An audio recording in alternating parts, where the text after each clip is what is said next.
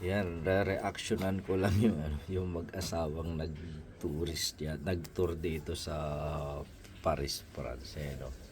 Na nilalait-lait nila na parang Cubao daw yung Paris. Sige, panoorin nyo muna ha. Sige, okay. Okay.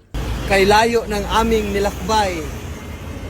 Yung aming expectation ay napakataas.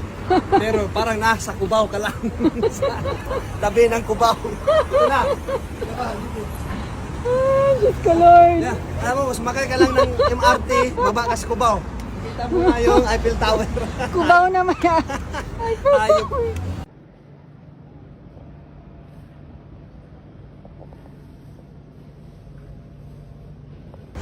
Ayop.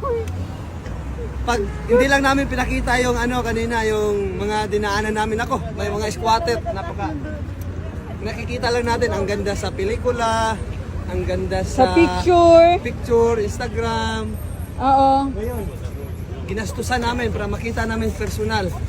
Dismayado. Tara, Hindi na maulit to. Isang beses lang. hindi maulit. So, ayan nga, napanood ninyo na sinasabi nila na pangit daw, marami silang ginastos. Kuya, ate, unang-una, walang pumilit sa inyong pumunta dito sa Paris.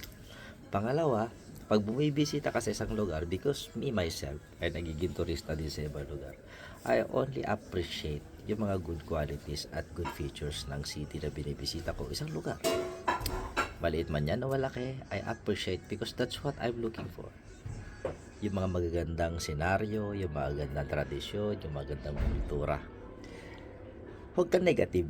Kasi kung pumunta ka dito na tinitignan mo yung mga negativity, that is an insult to those persons living in the area. Lalo-lalo na yung mga Parisians, yung mga taga-Paris. No? Unang-una, hindi ka wala sa mga taga-Parisian kung magkano yung ginastos mo. At saka, kung namimintas ka, tanga ka. Bakit ka mo? Hindi ka nag-research muna. Hindi mo inalam kung ano yung mga katangian ng lugar na pinuntahan mo. So, failure ka doon, Brad. So, ngayon, kung yung sinasabi mo na hindi ka nababalik, so be it. Hindi ka kawalan. Okay?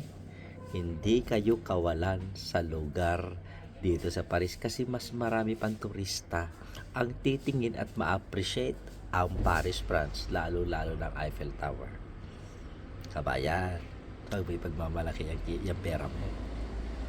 Diba? Sa lahat ng banda, may mga squatter, may mga hindi fortunate, less fortunate individuals kung tawagin.